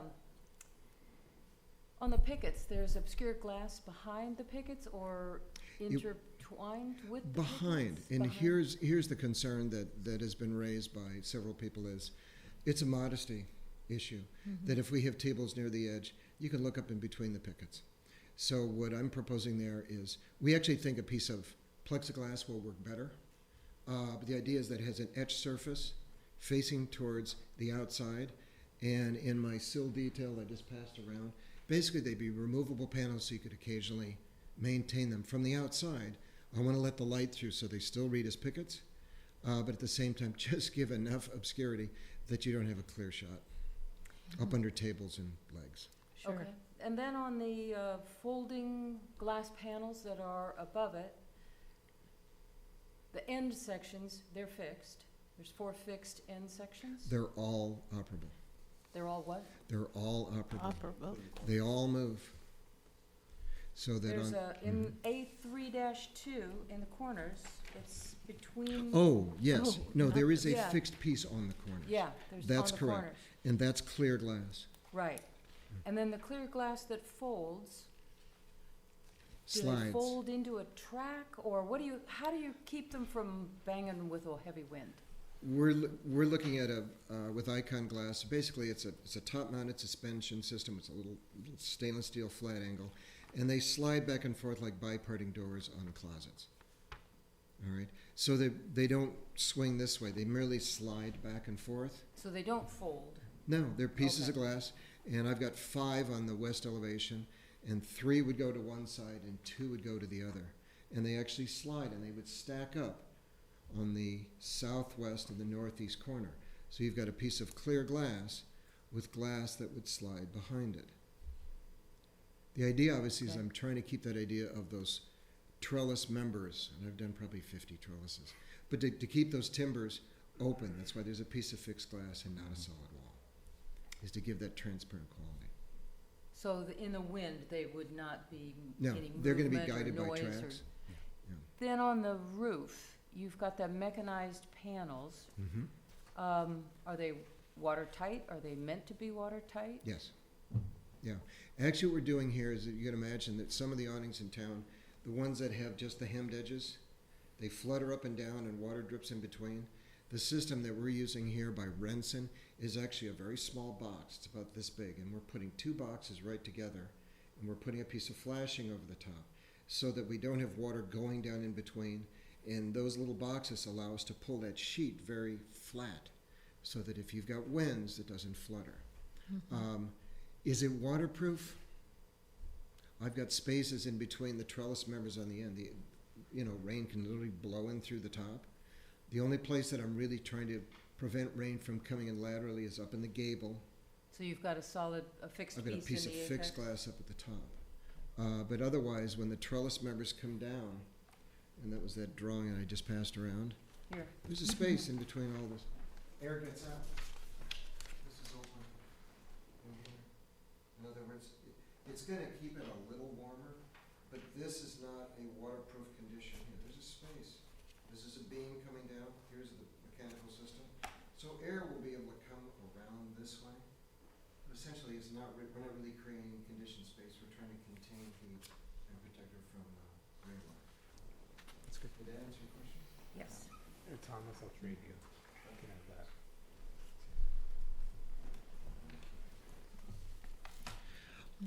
May I ask a question? Sure. Yes. Yep. It says here, should the Monterey Peninsula Water Management District determine that adequate water is not available for the site? There was a previous hearing here where we received a use permit based on a $50,000 purchase of additional water credits to allow 4 additional seats. When we reviewed the design initially together, we found that we had 43.5 seats available. And I asked Evan, is that 44 seats? He says, no, you have to round it down. I said, well, so how about 43 seats in a high chair? But there was never any discussion about there being any ambiguity about us being able to permit this So- project and So the proceed. difference is that outdoor seats don't count against your water credits. Correct.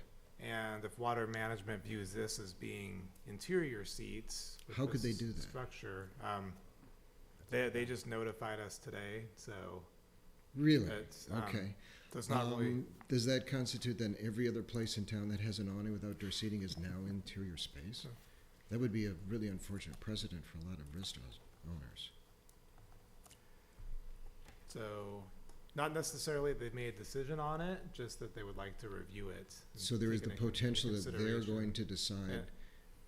do they have And- the? And these I'm- plans, and then in terms of process with these Mhm. types of projects, so the plans are accepted to the city for the building permits, and we do route these to water management. They have to get Okay. water management their approval stamp. also. All I want to say is for the record is, in applying for a building permit and discussing this with Dick Bauer, I could not get a permit for this if the water district unilaterally would decide it's conditioned space, because it meets none of the conditions under the building code for this be considered interior space.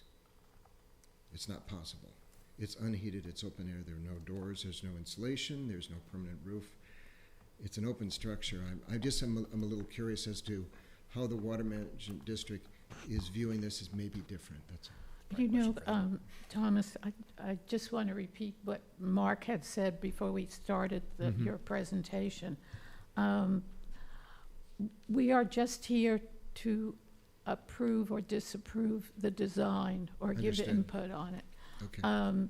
We just found out this afternoon when we came here about what was happening with water management, so we're in the dark as much as you are. Understood. And it's not in our purview. I understand. So Okay. I'm sorry it took us all unawares. Mhm. And, Okay. I'm sure it will be something that can be ironed out and Sure. discussed with Okay. water management. Thank you. I think we all see that it's open. And, Okay. I do certainly, so, I'm happy to receive any more questions, otherwise I think Kurt might want to say a couple of words real quick. yeah, please. Great. Thank you very much. Okay, thank you.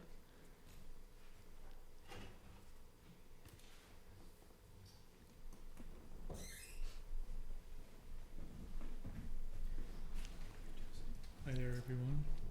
Well, thank you so much for listening to our presentation today. We really appreciate it. We've had the restaurant for over 20 years now, and we've utilized the deck for a number of different functions, and we want to make it a better place for all of Carmel to use. And as you saw, we'd tried another project before and went back to the drawing board, and we think that Thomas has come up with a great plan, and we're very excited about it, and we really look forward to you giving us your blessing and moving forward. So thank you very much. Thank you, Kurt. Okay. Okay, would anyone else from the public like to speak? Then we'll close the public hearing, and commissioners, any comments? Yeah, my only comment has already been satisfied by the architect. I just wanted to be certain that what we were shown today would be what was built, essentially, and it can happen that the designer wants something he can't have. And it looks like this is not the case, so I'm very pleased. I'm in support of the project. Thank you. Julie? Yeah. I'll ask this question of Mark and hope for a response. The municipal code, I couldn't get past this. The municipal code defines deck as open and unroofed. It's a porch or a platform, either freestanding or attached to a building that is supported above grade. So then we've put a roof on this, and we've put glass walls on this. I can see where water management might be concerned, because one of the conditions, their conditions in their ordinance for not requiring water for outdoor seating is that it's not used year-round. But this is going to be used possibly almost year-round. Maybe in a terrific rainstorm it wouldn't be used, but it could be used year-round, basically circumventing the cost of water credits per seat. So those were all my concerns. And then, of course, if it is indoor seating or considered indoor seating and a second story, can they have a restaurant on the second story? Well, you provided the definition of a deck, but staff is not necessarily classifying this as a deck. It's, you know, outdoor seating on the rooftop with a structure above it. So, you know, in staff's opinion, I know it was identified as part of the floor area. It's a little ambiguous as to whether this is really a second story addition. You know, in my opinion, it's not. It's a outdoor dining area with a trellis above it with a retractable awning. We've approved other ones in town. For example, Village Corner was approved about 10 years ago. There's one of these structures in front of Basil in the courtyard there, and I think a few others. So we have seen these before with those other cases. Those weren't treated as floor area additions. So in staff's opinion, this does not constitute adding a second story to the building. They've been permitted previously to have restaurant dining up there. It's a permitted use. I think the only real thing they have to work out is, you know, the issues with water management, if there are any. There may not be any.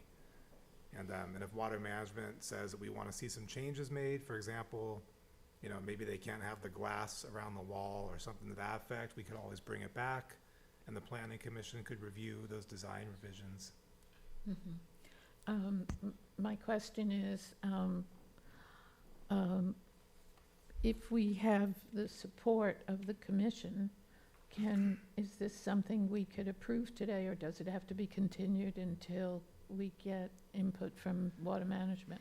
No, you could approve it, and with the condition that we added, that basically states that if there is an issue, it will come back, so that almost kind of acts as a continuance. Okay. Where it will come back, and at that time, you know, we can see if they have to make any modifications if necessary, or the approval could be conditioned, that, you know, they have to make use of existing seating to utilize this area. Okay. So it provides some options. All right. Your primary concern should be, does it comply with the zoning standards, with the commercial design guidelines? I know Commissioner Wendt expressed some concern about the one zoning standard, and I just spoke to that. You mean as far as about whether it's a second-story deck or dining? second story floor area, and Yeah. because there is a code requirement that if you do add a new second story to a building, it needs to be for residential use only. But the code says if you have a second story, it's been used for commercial use, you can continue that It's use. existing. So this So- is grandfathered in, regardless. Yeah, that's one way of looking at it, yes. What Yeah. happened with Vesuvio when they did their, didn't they do it? They had a use permit for that use that was, Okay. that was I went issued. and looked at their video as well, and they had a wood trellis proposed in 2013, and it was denied because it added mass, too much mass.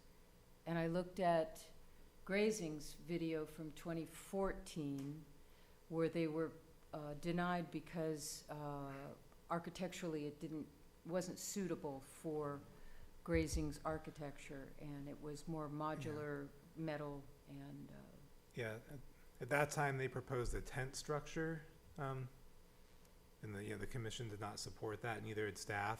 With regard to Vesuvio, that's a much bigger rooftop area, at least it presents more of the, it's more presentation because it's a corner site. And I do recall at that one, I think the commission maybe, and it sounds like you watched the meeting recently. I did. They were willing to entertain a structure like this, they just wanted it reduced in size and maybe set back from the walls, if I remember correctly. they So were that- concerned with the mass. Yeah, so- yes, yeah. Is that about it? Should we, any other discussion from the commissioners? No. Can I get a motion? I could use some help with this. I'm not good at making these motions yet. So I'd like to move that we approve the design review DR 18-261, subject to the attached findings, attachment 1 and conditions approval 2. And additionally, the amended conditions from today, especially condition 8 regarding the water use, wherein the project will return to us should there be a determination from water management requiring so. Thank you. Can I get a second? You're gonna have to do it. I second the motion. I guess we need a roll call. Okay. Commissioner Bolton, Yes. Commissioner Went, No. and Vice Chair Lehman. Yes. Thank you. So, since we have a diminished So the- commission, does it? The project is approved. Okay, great. So, they're kind of, everyone's really puzzled. Yeah.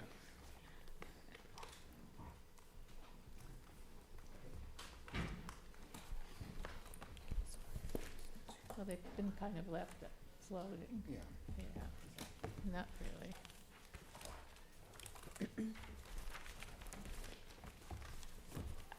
Thomas, I do want to make one comment. I think it's a great design. I think it's a real addition to that building. It's, no, not an addition, a real improvement to that building. And, you know, I think it's a really nice job. So, you're welcome. I'm passing this one Okay. over. So, the director's report. Yeah, so that was a pretty fast meeting, but of course we couldn't get through it without at least one challenging item, Okay. which keeps the meetings interesting. So this is the monthly report that went to the city council at their meeting on Monday this week. It covers through July. It pretty much provides the activity for the first 7 months of the year. And as you can see, we're on pretty much the same track as last year. We have 30% more building permits that have been issued in 2018 compared to 2017. We're actually on track to probably issue over 500 building permits this year, which is quite a bit. And then on this report, we included the average response time. So for building, it's 5 days, which is great. You know, I think a lot of places may take a month or longer. So we do have a really efficient, fast building official. Planning, it's 19 days, which is pretty good. You know, we're gonna work on improving that, try to get to maybe 14 days, but we don't wanna sacrifice quality. We wanna make sure we catch everything. And this includes weekend days too, so but overall, I'm real satisfied with the response times. This is just for the month of July. We're gonna keep reporting on the average monthly response times on applications.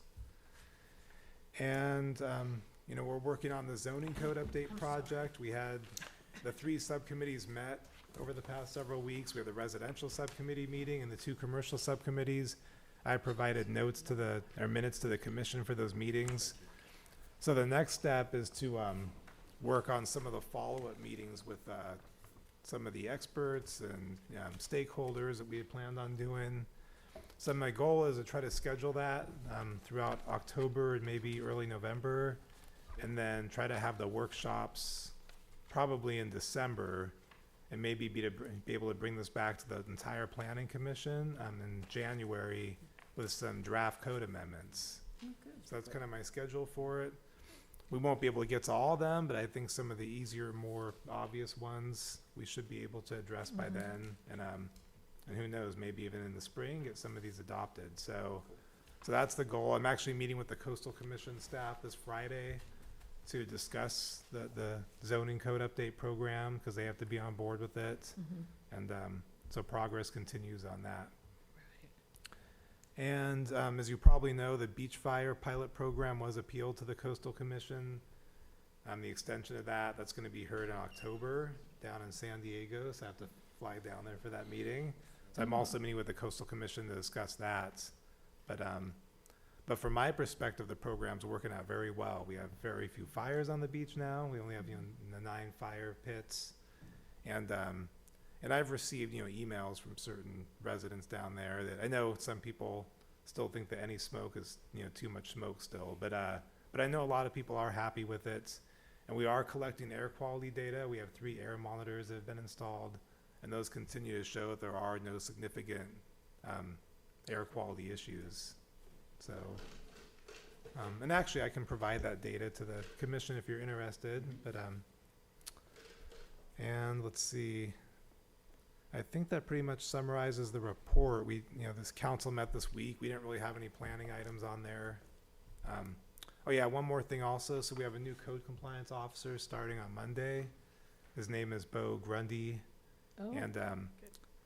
And as you probably know, Alpha Sulo, he's our contract code compliance officer. So he's gonna still be staying on board with us, doing some work. So we're actually gonna be more than doubling our code compliance hours. Oh, And that's gonna really help. And one of the challenges is still short-term rentals. It takes a lot of time, even with the assistance of, these services that identify the different sites. So I really want to be able to put a lot of focus into that. And then now we have more help. I want to be more proactive than reactive. I want to, do a lot of education. And so I'm really looking forward to bringing on this new person. I think he's going to be a great addition. He has some really good administrative skills. They're probably going to help a lot. So. Great. He starts on Monday. Where did he come from? Well, he's local, but he's had jobs in law enforcement, not as a police officer, just over the years. But he's from California, and he's lived in different parts of California. Good. So. Yeah. Yeah, and that's it. And I'm glad And- Al is staying on too. because Yeah, he he's is, great. and Al, Yeah. he's been with us for 7 years, and he has a lot of institutional knowledge, and he's a great field person. He interacts really well with the community for the most part. He does, And he yes. has the touch, so we didn't want to lose that, with this. Yeah, that's great. Yeah, he's very reasonable and very, very real. I really, just a little bit of dealing with him I've had has been very positive, so. Yeah, and the It's one not thing, replaced. I know I said I was almost done, but, so the city council did adopt the Title 15, building code administration amendments last night. They conducted the second reading.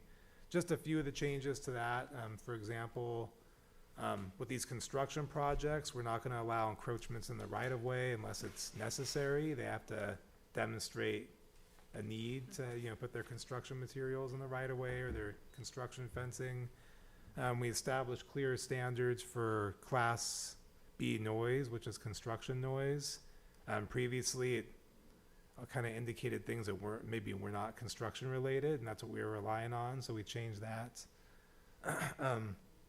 We also, as you may know, we require electric service laterals to go underground if you do a project that's over $200,000 in value.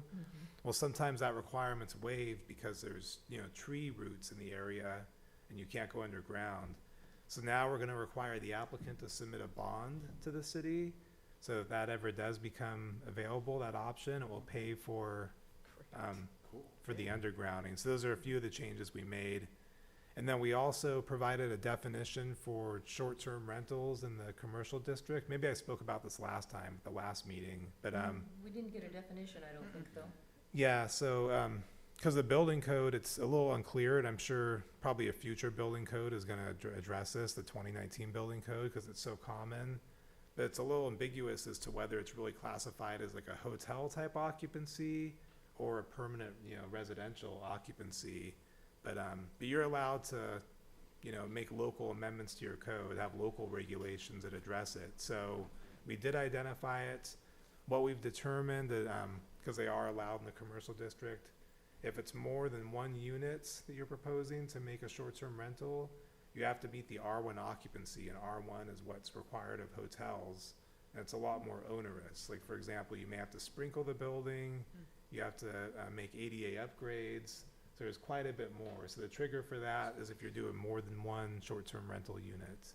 Our Why would current they do- our I'm current sorry. policy was 2, but the council wanted to put, I think, more barriers to doing that. Why would they classify it as R1? Because wouldn't that be a R? Well, the building code, an R1 is a transient occupancy, and so it needs to be designed for people that may be, for all, different visitors.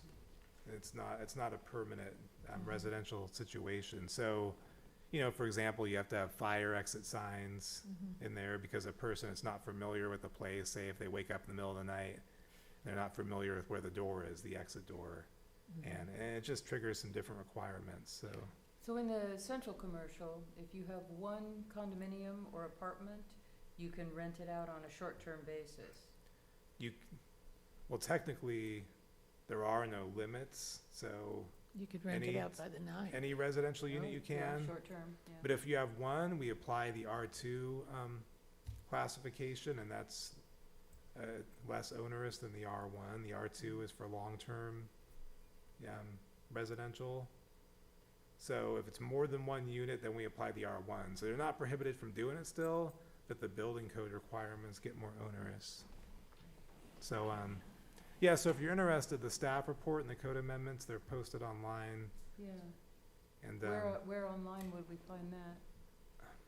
here's what I'll do. Right after this meeting, I'll email it to everyone, because I know Okay, that's great. it's kind of hard to find. And Yeah, that would be great. So, yeah, I will. Attachment to a thing. Yeah, I found it was yes. nice of doing. So, but yeah, it's good. Our building, I worked with the building official on that, and he had the initiative to make those amendments. It's pretty comprehensive, and a lot of thought went into it. But I think it's, you know, it's some positive changes. Yeah, and that's it for me.